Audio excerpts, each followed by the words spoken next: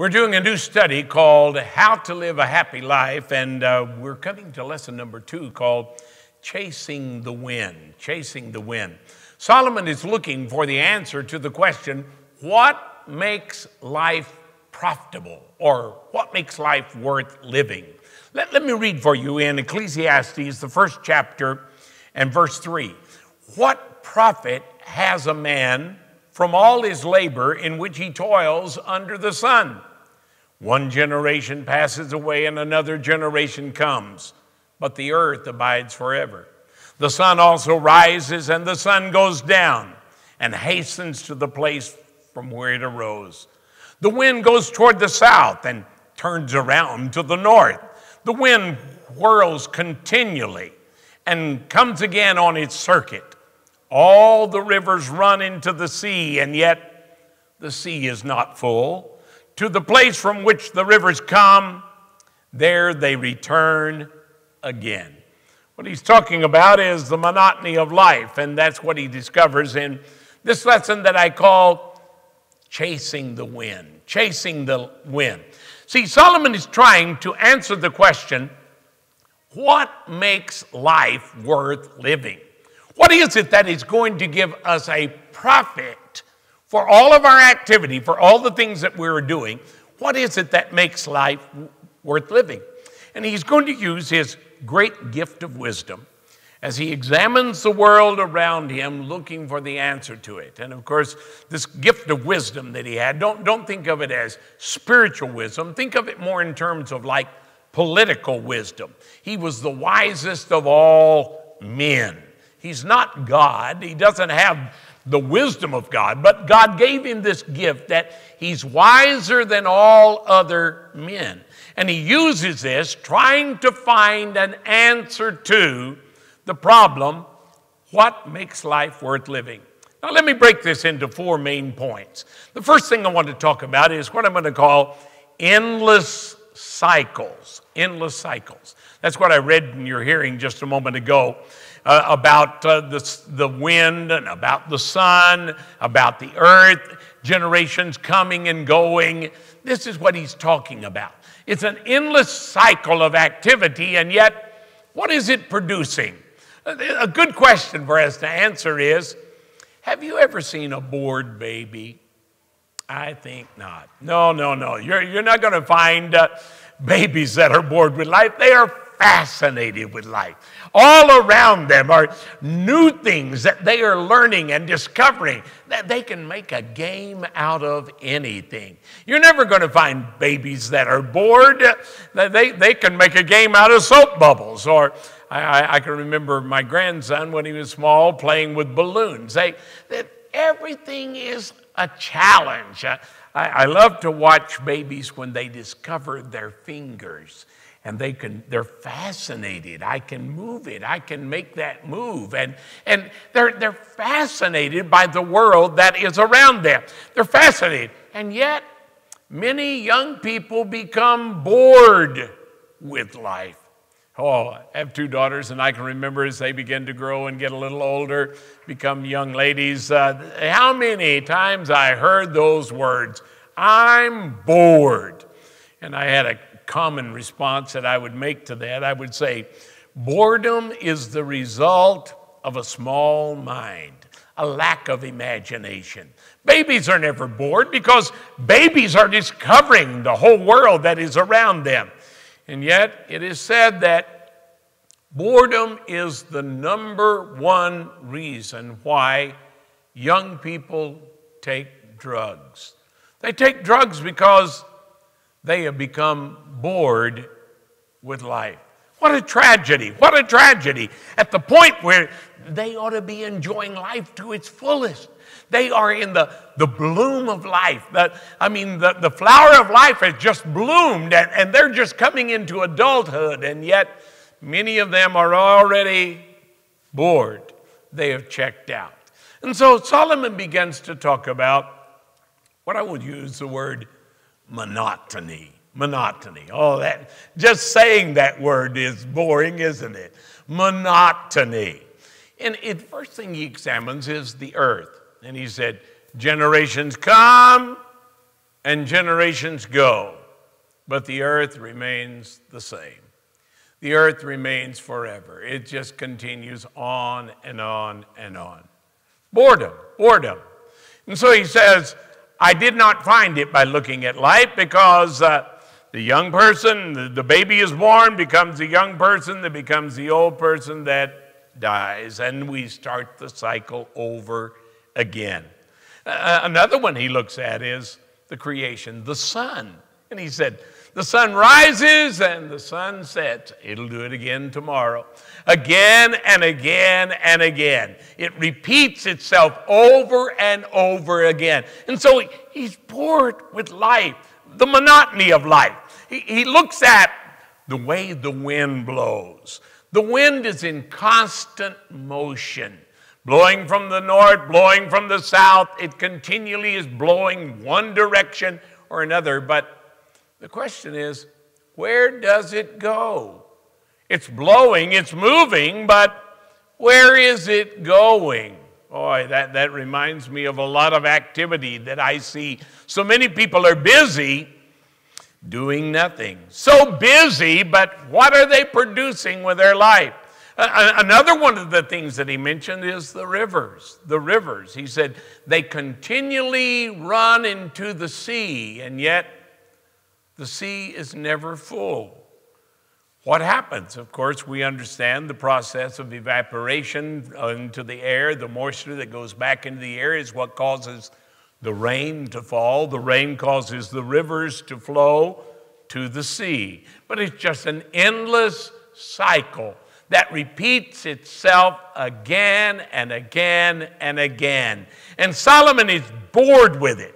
What are you saying? He said, the world is in constant motion, but there is no promotion. There is no progress. And that's what he's looking for. Not just activity, but activity that leads somewhere. Activity that produces something, that produces a profit, not the emptiness of a soap bubble that bursts. He's looking for something that will produce a profit. And he says, looking at creation, I do not see it. It's an endless cycle that just goes on and on, but there is nothing that is productive about it.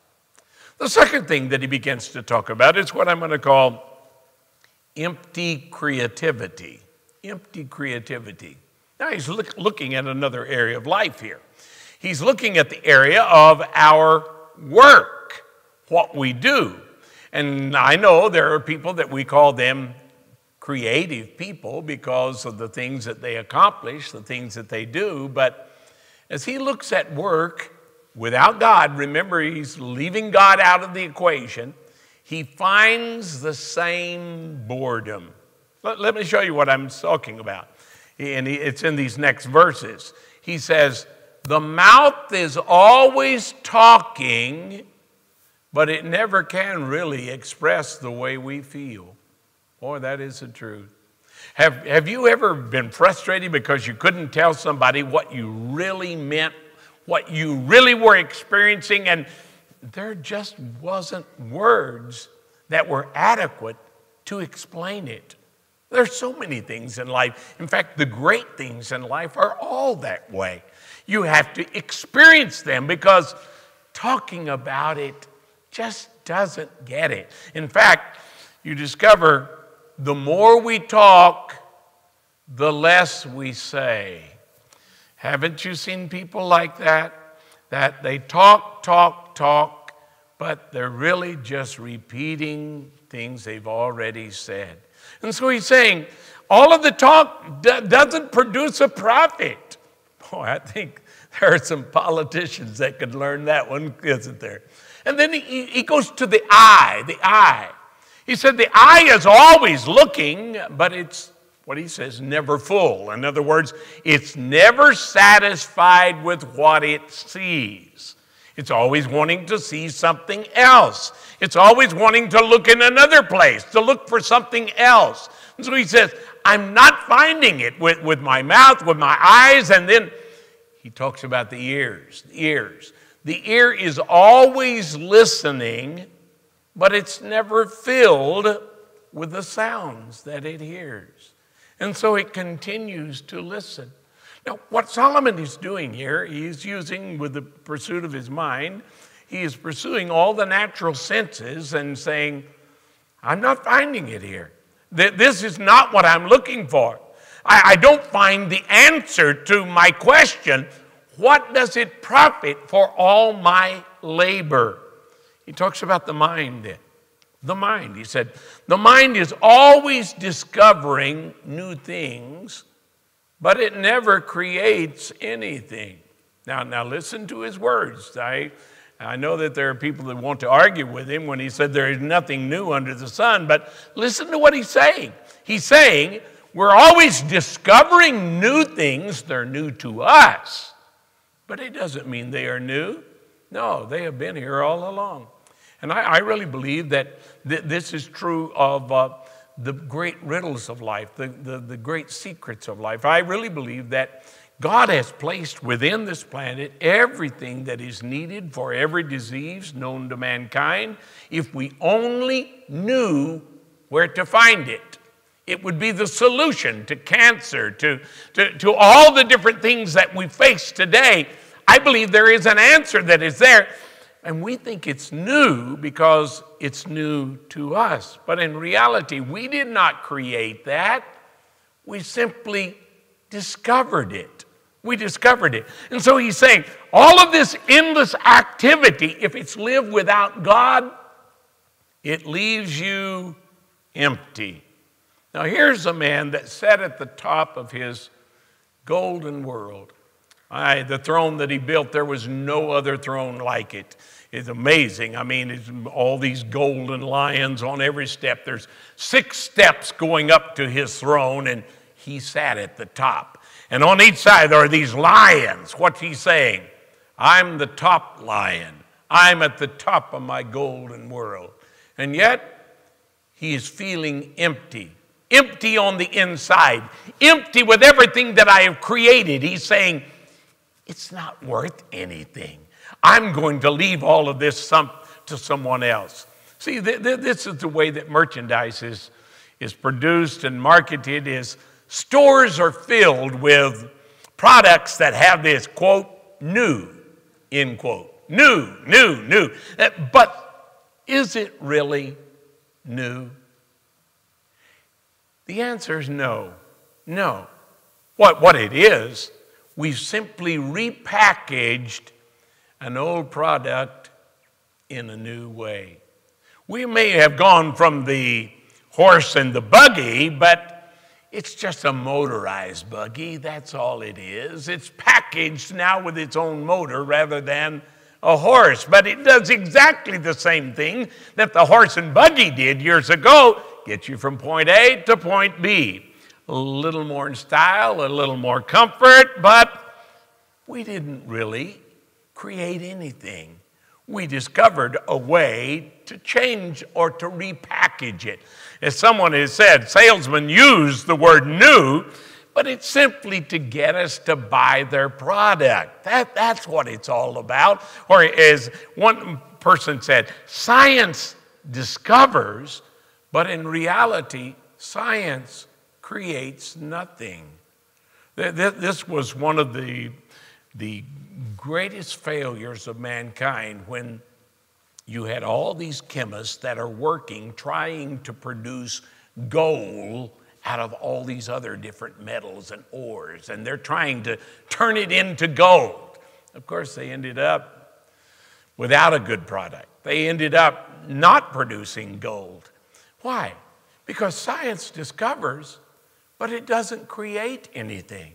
If you leave God out, you leave the Creator out, then there is no new creation, because only God can create.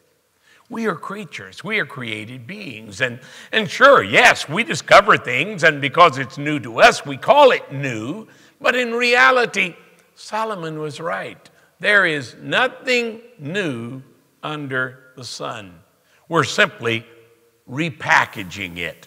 Or as someone said, the reason that things seem new is because we have bad memories.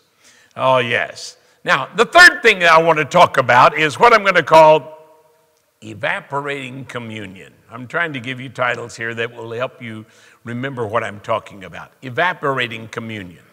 What he does, he turns his attention now to human wisdom. And if anybody had a right to talk about it, it was Solomon.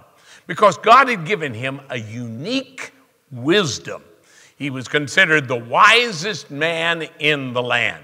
And so he goes on this pursuit of increasing his knowledge, getting a better education. And he increases his knowledge and wisdom until he can say, I have a greater education than any king that lived before me. And nobody challenged him on that statement. Nobody. Because what he was saying was true. He was the wisest of men. Not wisest of God, but wisest of men. God had given him this unique ability. But here's what he discovers. Human wisdom is limited. It's limited. And the way he puts it, it cannot straighten out things that are twisted. Oh my. Have I ever discovered that one in life? I remember as a young minister, so full of zeal and so full of energy, I thought I could solve any problem. I discovered there are some problems you cannot solve. There are some things, like they talk about the spilt milk. You're never going to get it back in the bottle again. And there are some things that cannot be solved. There are some things people don't want solved. You just can't straighten it out. Or another one, I like the way he says this one. Human wisdom cannot count non-existent things. In other words, you can't count things that are not there. Boy, that's a twist on it, isn't it? A twist on wisdom. He's saying you're so limited because all you can count is the things that are there. You can't count the things that are not there. So human wisdom, it only increases our knowledge about trouble. Now listen to me carefully. These words of Solomon these are wise words. With much knowledge comes much sorrow. And it's the reason why you don't find that many older, happy people. Please pardon me. But if we're going to live a happy life, we're going to have to find something that's fulfilling outside ourselves. I love to try to make people think, and so I like to ask questions, and I will say things like, how many old, happy Christians do you know? I can remember I asked that once in a Russian Bible school, and they sat there thinking for a moment, and then one young man in the back of the room begins to shout out, you.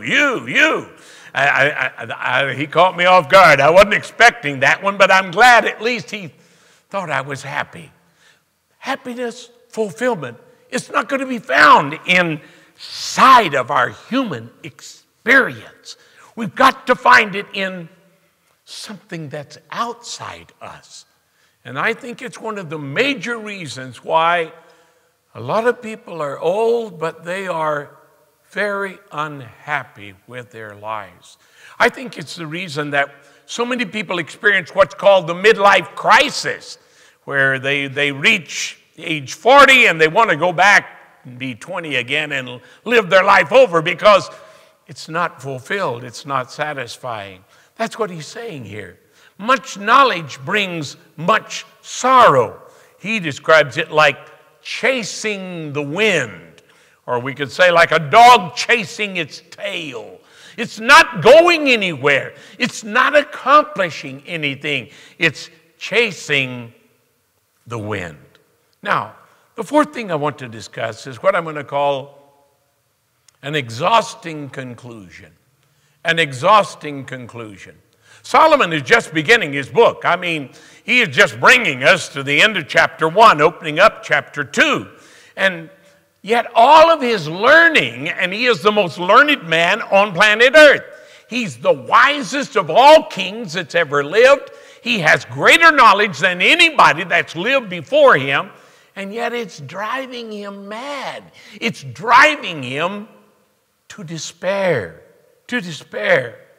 And then he discovers that is exactly what it is designed to do. In other words, it is designed to bring you back to God. Trying to live without God is fruitless. It is folly. It will fail because at the end, there's nothing that's productive. See, what our despair does, our despair forces us to seek God for answers.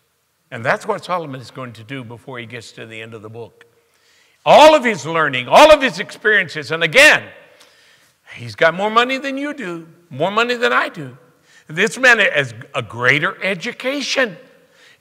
Politically, he's king of kings. I mean, he lives in a golden world. And yet, he finds it all empty without God. If that is true of Solomon, I think we could learn something from this man's pursuit. What is it that makes life productive, profitable? See, the conclusion he comes to, if what Solomon is seeking cannot be found under the sun, then it must be found above the sun. That's going to be his conclusion. If you cannot find it in this life, then there must be another life that holds the answer we are seeking. See, this is his conclusion. If my answer cannot be found in the visible world, then it must be found in the invisible world. He's right. He is absolutely right.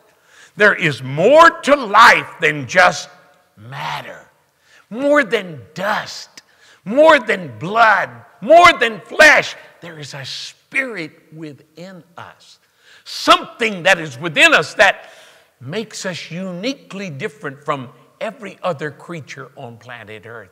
And that's what he's saying. If you can't find it in the visible world, it must be found in the invisible one. There must be an answer to what makes life worth living, or we wouldn't even be asking the question. Listen to his reasoning here. His reasoning goes like this. We hunger for something to eat. What does our hunger tell us? It tells us there's food. If there was not food, you would not hunger for it. Your hunger tells you there is food. Here's another one. We thirst for something to drink, and we find water. We thirst. Why are we thirsty? We're thirsting for the reality of water, for fluid. Our body craves that. And all our thirst tells us is there's water somewhere, something to quench my thirst. Here's another one. Every one of us longs to be accepted. One of the greatest pains in life is the pain of rejection. It's one of the greatest hurts in life. We all long to be accepted. And what does that tell us? It tells us there is love. There's love somewhere in this life, because otherwise I would not long for it. I would not seek for it. I wouldn't have this hunger inside my heart. The answer is love. And all my hunger for love tells me is there must be love or I would not be hunger. See, it's our desire that is pushing us in the direction of reality. It's telling us there's got to be more to life than just this. There's got to be more to life than what I'm experiencing. So if I can't find it here in the visible, it must be in the invisible. If it's not in the natural, it must be in the supernatural. And that's what Solomon is saying. See, it's our desire for a better world, which will ultimately be fulfilled in the kingdom of God. Where we're going to find it, where we're going to discover it, is not under the sun. It's above the sun. It is in God. And all of Solomon's learning, all of Solomon's experiences, leaves the man feeling empty inside until he comes to the conclusion, there's more to life than what meets the eye. There's something we crave, we hunger from the inside. And so what we are seeking is what Jesus described as the kingdom of God. Solomon has his golden kingdom, and he sits at the top of his throne like the Lion of lions. But he realizes, I am not God, I'm just a man, and one day I will die and I will leave all of this behind. And so the answer to his pursuit is going to be found not in himself, but in the God who made him. And so I encourage you, in your pursuit of happiness, in looking for a happy life, to discover what Solomon is talking about. He is saying, don't go chasing the wind. That's going to leave you empty. It's going to leave you unfulfilled, unsatisfied. But if you really want to find what life is about, then look above the sun. Look to God. Look to your Creator.